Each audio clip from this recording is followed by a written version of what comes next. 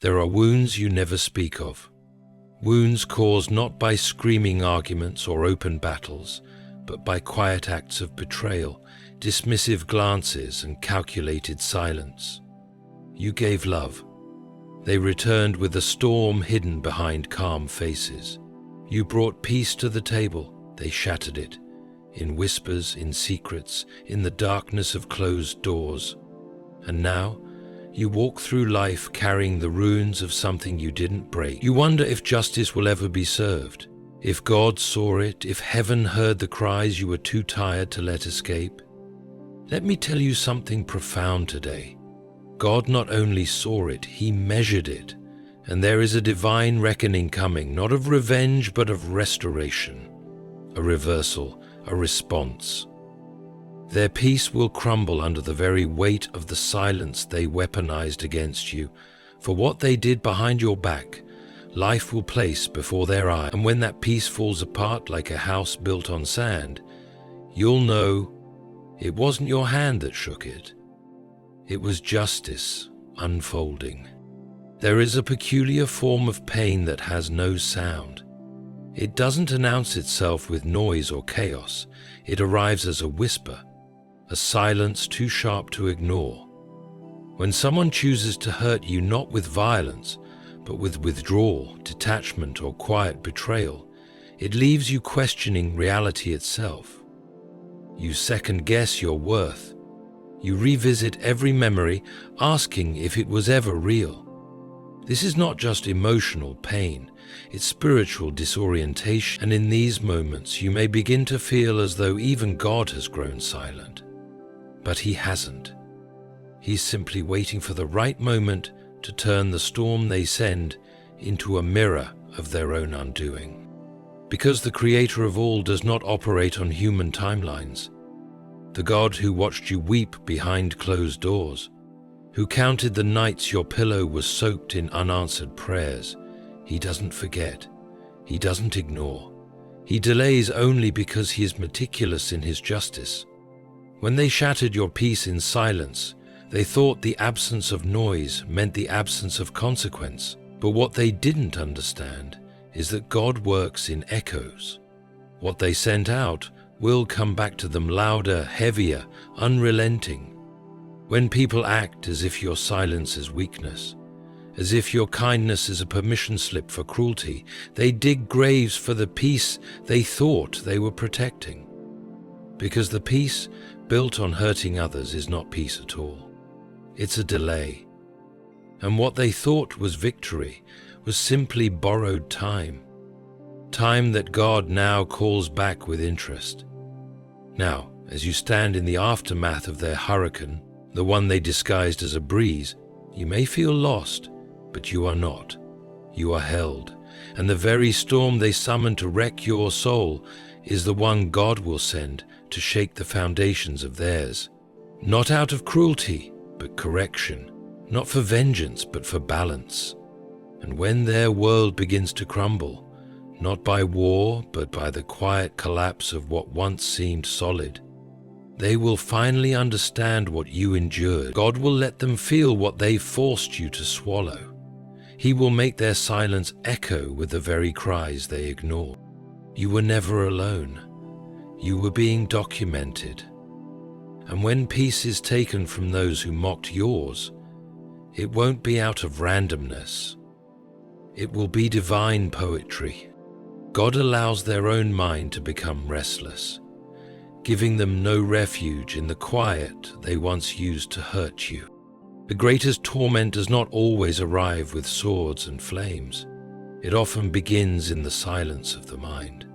When God chooses to act, He does not always summon a tempest from the outside.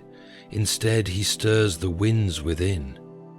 The same silence they used to hurt you, the cold distance, the calculating quiet, the refusal to acknowledge your worth, becomes the very space where they can no longer escape themselves. You see, when a person finds comfort in ignoring your pain, they build a temple of false peace within themselves.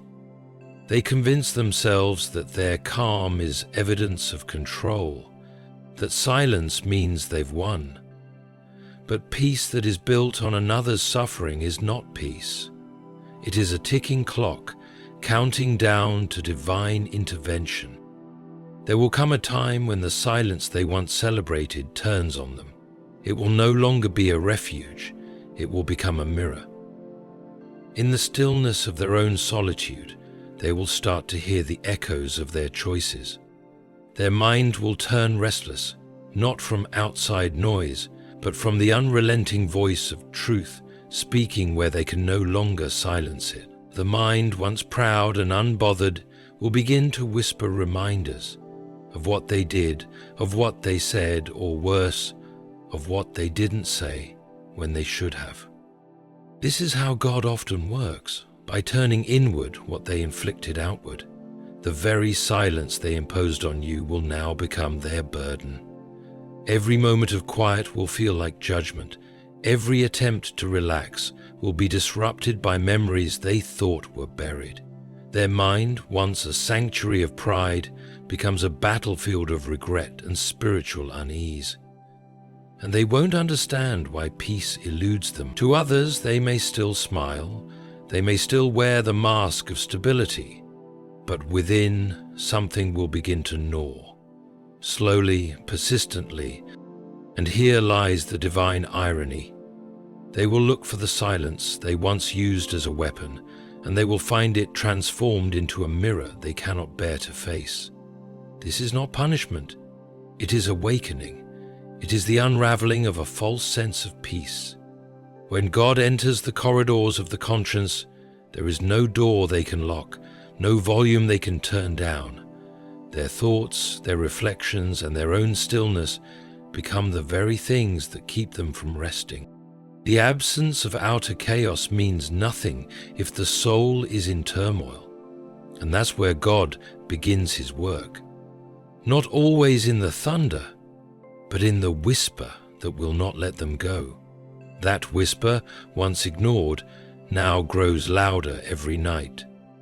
And though no one around them may know, they will carry a quiet storm, the very kind they unleashed upon you. God removes their false peace by dismantling the illusions they built through manipulation. The most dangerous thing a person can possess is not hatred, but the ability to manipulate peace, to present themselves as calm, collected, and spiritually whole, while secretly injuring the souls of others. These are the ones who cloak destruction with gentleness, who smile as they sever trust, who claim innocence while engineering your downfall. Their peace is not true. It is a performance. It is a carefully curated illusion designed to escape accountability while maintaining dominance. But illusions, no matter how intricate, cannot stand when truth is set to motion by the hands of God. And this is how the divine dismantling begins, not with dramatic gestures, but with the slow and certain unraveling of what they thought was untouchable. God begins to remove piece by piece the false peace they so proudly exhibited. The relationships they used to validate their goodness begin to sour. The reputation they worshipped begins to crack. The control they held with subtle strings begins to slip through their fingers, not because someone attacked them, but because God has chosen to reveal what lies beneath the surface. It is one thing to deceive others. It is another to build a life upon that deception. And when someone has built their house upon manipulation, even the smallest wind of divine truth is enough to bring the whole structure down. Their image, their comfort, their success. It begins to feel empty, unsustainable, exposed. They may try to cling to their usual tricks, using charm, denial, or avoidance, but it won't work this time, because when God begins to remove what is false, nothing they do can restore it. What they once used to maintain their false peace now turns against them. The people they used begin to distance themselves. The confidence they had begins to erode. Even their own heart begins to feel strange within them, like it no longer trusts its own beat. That's the power of truth. When God lifts the veil, it doesn't fall gently. it shreds.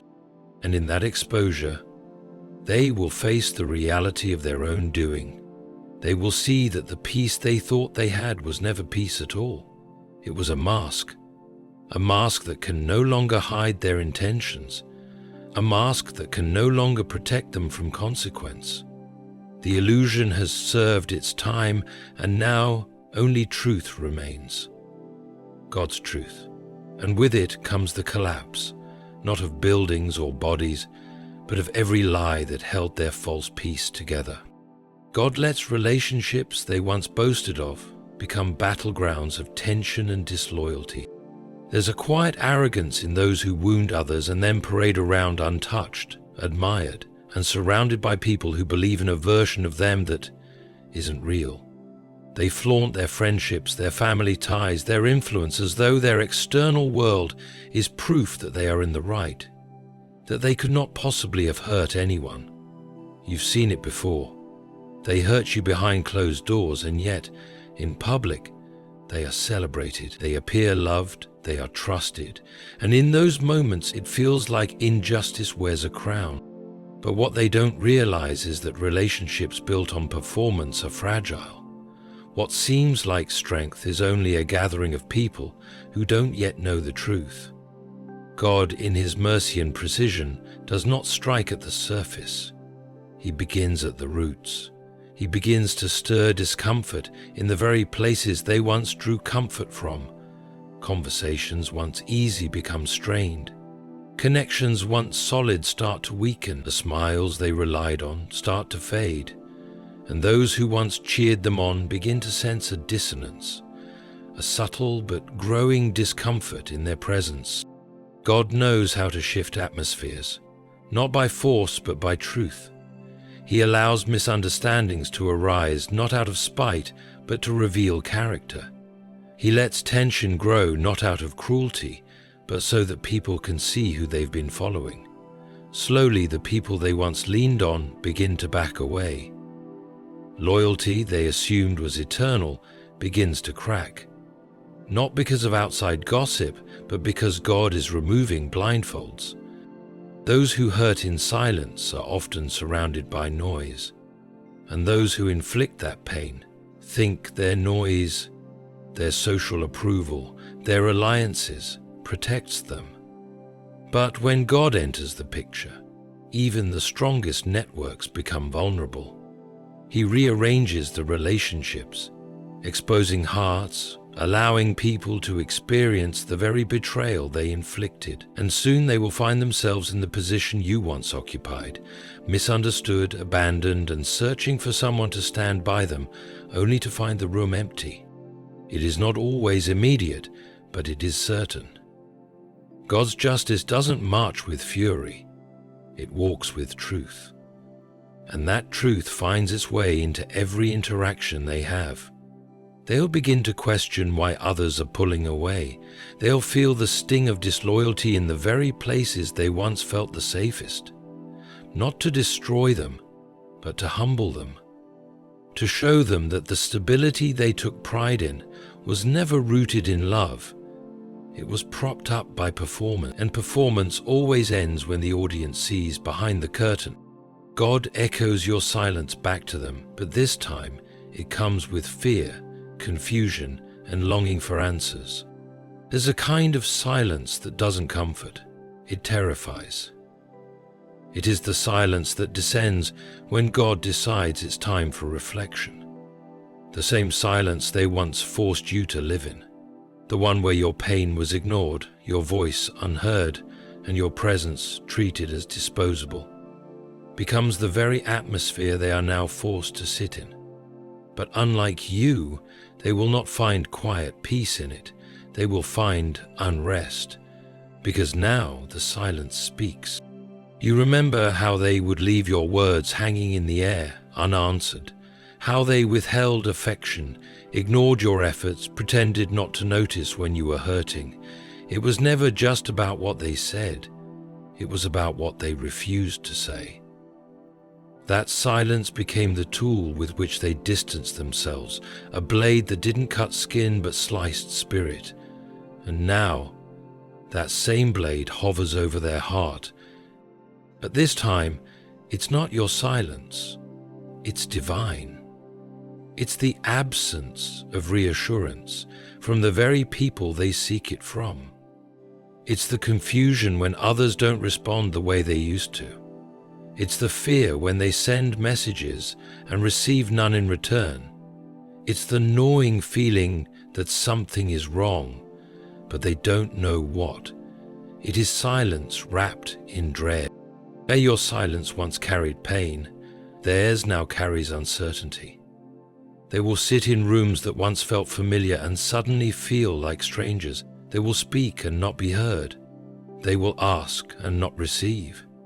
And they will begin to feel the walls close in, not physically but emotionally.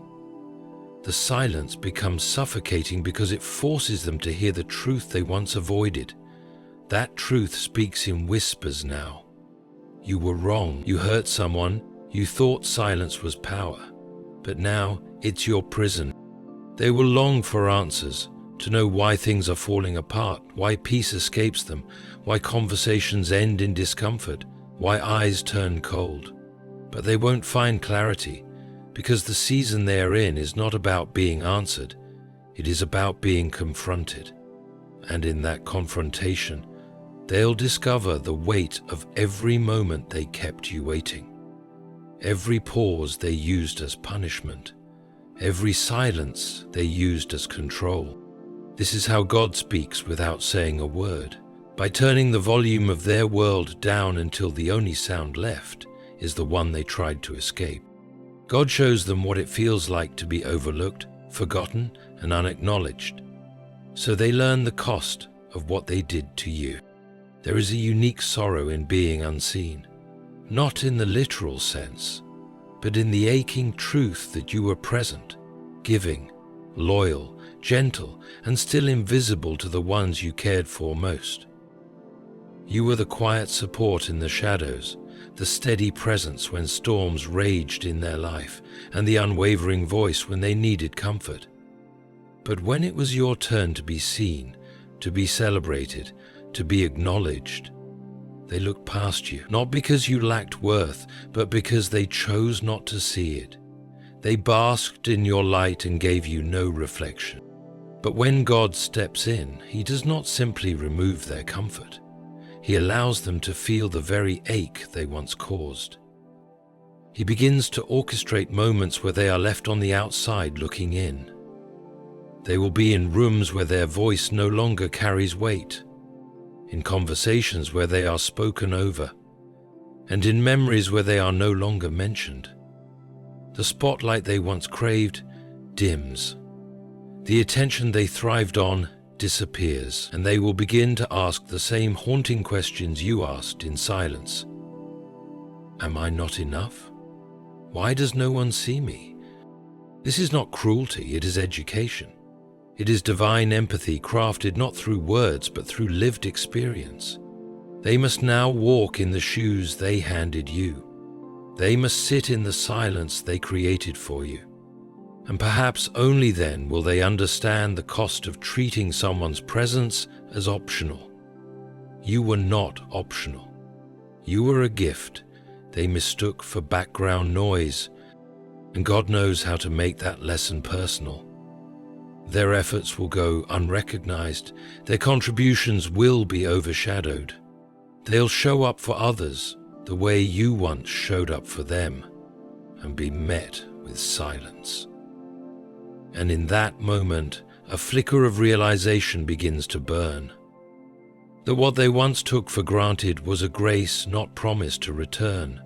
The pain of being overlooked becomes the echo of their own choices. They may try to reach for validation in familiar places, social circles, family, work, but it will feel hollow. The praise they once received now feels scarce. The love they once demanded now feels distant. And the very thing they denied you, the honor of being seen, becomes the very thing they crave but cannot find. This is the mirror of divine justice, not to destroy them, but to soften them, to awaken the part of them that still remembers what it means to feel, what it means to care. what it means to honor another's existence.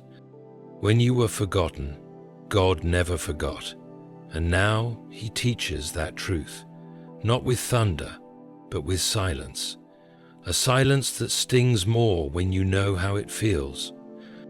God shakes their foundation, career, comfort, or pride, until they realize peace without conscience is a lie. People often believe their peace is secure because their outer life is stable, a flourishing career, a healthy bank account, social admiration. These things create the illusion of order, of success, of safety. But God, in His wisdom, does not measure peace by appearances. He measures it by alignment, with truth, with righteousness, with love. And when someone builds their sense of peace on pride rather than purity, He will shake the ground they stand on, not to ruin them. What you must understand is that God does not tear down what is built on truth, but He will not allow a structure to stand if it was built on deception, manipulation, or false superiority.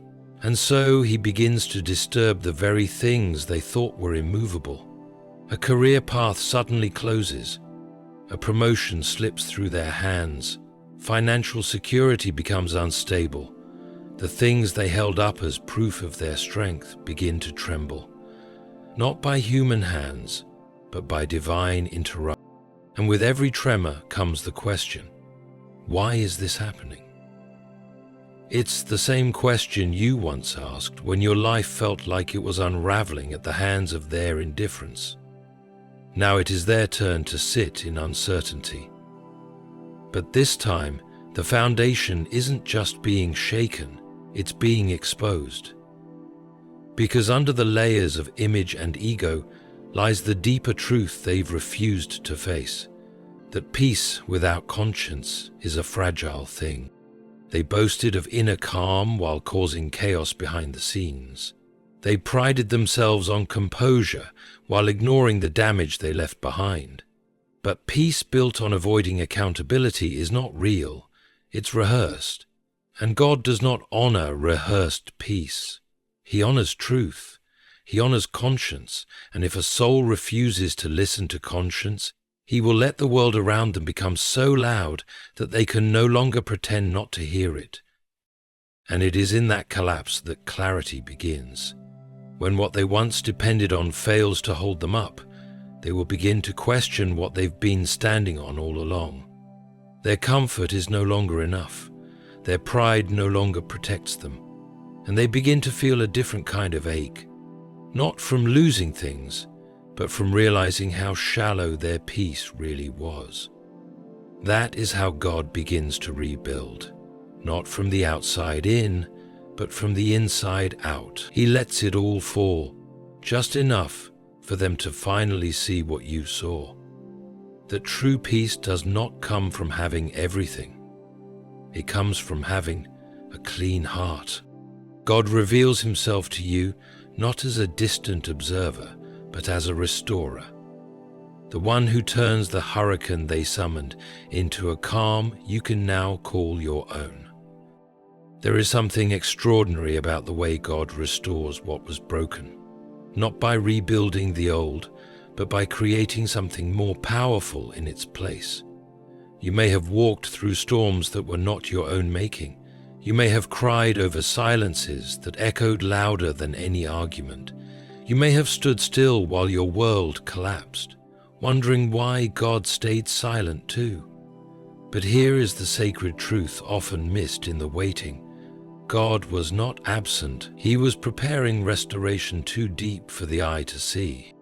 While they were busy unraveling your peace in secret, God was gathering every piece they tried to scatter.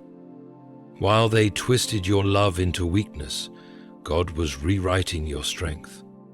While they enjoyed the calm they stole from you, God was preparing a peace for you that would not be stolen, shaken, or silenced.